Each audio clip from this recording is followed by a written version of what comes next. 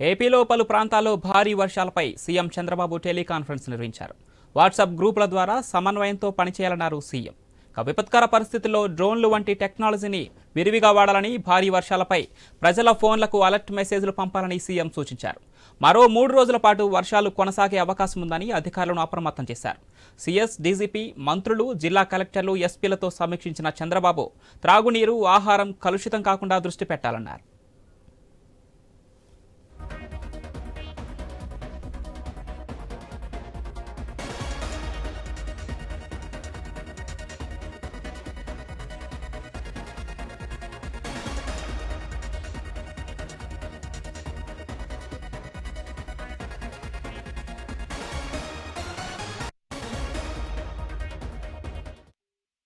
మరోవైపు అల్లూరు జిల్లాలో కలుషిత ఆహారంతో అస్వస్థతకు గురైన బాధితులకు మెరుగైన వైద్యం అందించాలని చంద్రబాబు ఆదేశించారు.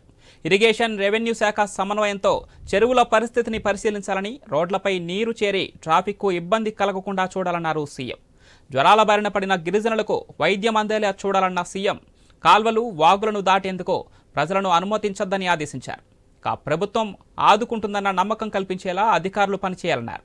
విజయవాడలో ఇంటిపై కొండచీరలు విరిగిపడటం బాధాకరమన్న సీఎం ఆ ఘటనలో ప్రాణాలు కోల్పోయిన వారి కుటుంబాలను ప్రభుత్వం ఆదుకుంటుందని భరోసా కల్పించారు.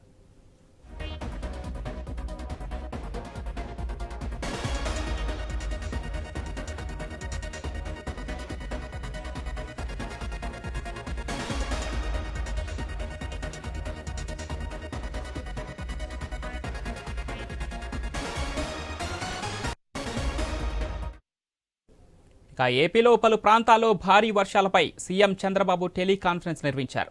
వాట్సాప్ గ్రూపుల ద్వారా సమన్వయంతో పనిచేయాలన్నారు సీఎం చంద్రబాబు. ఏపీలో అకాల వర్షాలకు సంబంధించి, అదేవిధంగా విజయవాడలో కొండచీరలకు వేడిపడిన ఘటనకు సంబంధించి సీఎం చంద్రబాబు సమీక్షా సమావేశం సంబంధించి మరిన్ని డీటెయిల్స్ మా కరెస్పాండెంట్ హరీష్ ఫోన్ లైన్ అందిస్తారు. ఎస్ హరీష్. ప్రస్తుతం ఏపీలో వరుసగా కురిసినటువంటి భారీ వర్షాలకు సంబంధించినటువంటి అంశం పైన ముఖ్యమంత్రి స్వయంగా విచారించారు. అందులో భాగంగానే ఆయన కీలకమైనటువంటి అధికారులకు కూడా ఆదేశాలు జారీ చేశారు. ఈ రోజు పెన్షన్ పంపిణీ కూడా ఉన్నటువంటి నేపథ్యంలో వారిని కూడా అప్రమత్తంగా ఉంటూ అవసరం మీద ఒక రోజు ఆలస్యమైన రేపైనా పెన్షన్, రేపు కానీ ఎల్లుండి కానీ పెన్షన్ ఇచ్చేందుకు ఏర్పాట్లు చేయాలని చెప్పి కూడా ఆదేశాలు జారీ చేశారు. విజయవాడలో కొండచీర విరిగిపడి ఒకరు మృత్యువాత పడ్డారు, 3 తీవ్ర గాయాలైనాయి. వీరిని ప్రభుత్వ ఆసుపత్రికి తరలించినటువంటి సిచ్యువేషన్ ఉంది. ఇక విజయవాడ నగరంలో ఉన్నటువంటి దుర్గగుడి ఫ్లైఓవర్ ని తాత్కాలికంగా మూసివేశారు.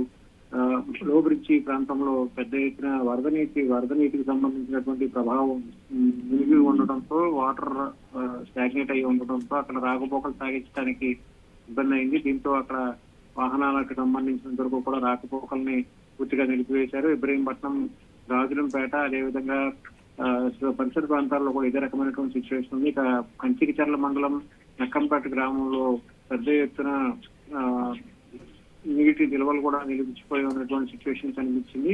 ఇలా రాష్ట్ర వ్యాప్తంగా కూడా పెద్ద ఎత్తున వరదలకు సంబంధించినటువంటి అప్రమత్తత ఉండాల్సినటువంటి ఏర్పడిన నేపథ్యంలో ముఖ్యమంత్రి స్వయంగా రంగంలోకి దిగారు. ఆయనే నేరుగా అధికారులతో సమీక్షా సమావేశం నిర్వహించారు.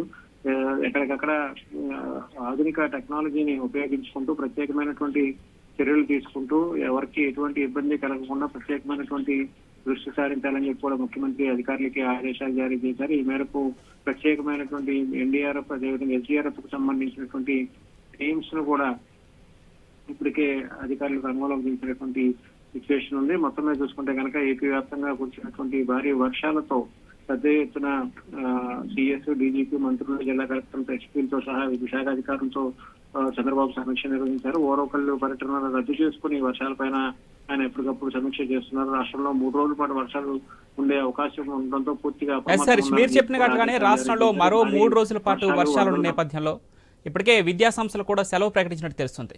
దీంతో పాటు మరో 2 రోజులు వర్షాలు కొనసాగే అవకాశం ఉండడంతో విద్యాసంస్థలకు ఇంకా సెలవు పొడిగించే అవకాశం ఏముందా? దీనిపైన సీఎం చంద్రబాబు ఆదేశించే అవకాశం ఉందనుకోవచ్చా?